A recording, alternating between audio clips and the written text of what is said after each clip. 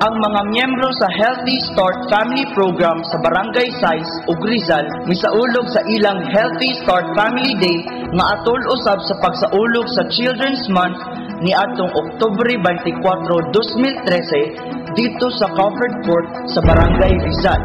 Ang katuyuan sa maong programa nga gipaluyuhan sa City Social Welfare and Development Office mao ang pagtabang ug pagpalig-on sa mga miyembrong pamilya. Ang mga panabang ug pagpalig-on gihimo pinaagi sa mga benepisyo o serbisyo sama sa mga seminars ug trainings kabahin sa value formations kun mga maayong pamatasan, regular nga pagbisita sa mga panimalay alang sa pagmonitor matag duha ka semana sa bulan, pagpahigayon o growing great kids sessions, ang pagpanghatag og supplemental feeding.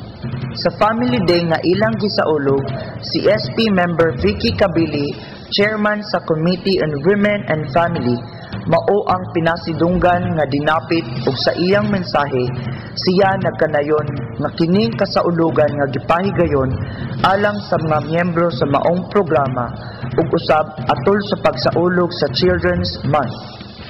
Bisan pa sa mga kalisod nga nahiaguman karon, ang syudad padayon nga naghimo og mga programa sama niini alang gayud sa pamilya ug mga kabataan nga nagatuo nga ang mga kabataan maoy mga mamahimong mga pangulo sa umaabot nga adlaw.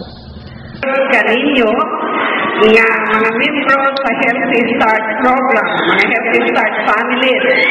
Dahil karon sa Oktubre, itawag man nato og Children's Month.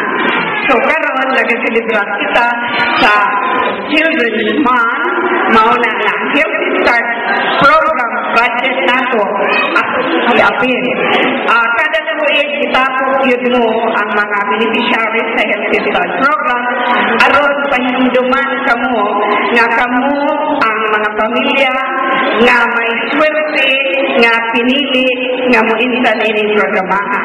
Nakita ninyo mga bata, namati kamo ni Ramsel, siya kadto ang primero nga produkto sa Healthy Start. Kabalo mo ana, san ba sa kalisod sa atong panginabuhi karon ang atong gobyerno, binan atong city government, nagahimok yun, nagasuportan ang ini nga programahan alang sa kayuhan sa atong kabataan.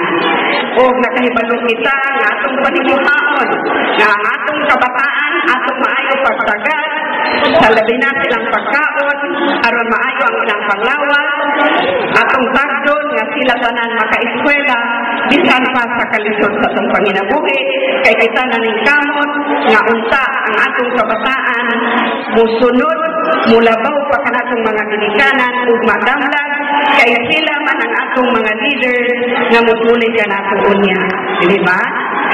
Ang mga mihalad sa ilang talento alang sa kasaulugan nga gipahigayon mao sila si Ramchel Eden ug Huliford Angel Gadyan, pulos mga Healthy Start Partner Baby kaniadto. Gihimo usab ang nagkalain-laing duwa alang sa mga ginikanan ug alang sa mga kabataan.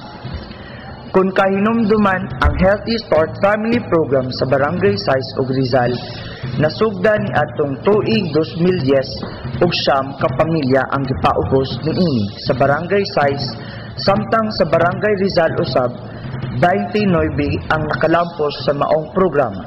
Sila nakatapos ni atong Mayo 28, 2013.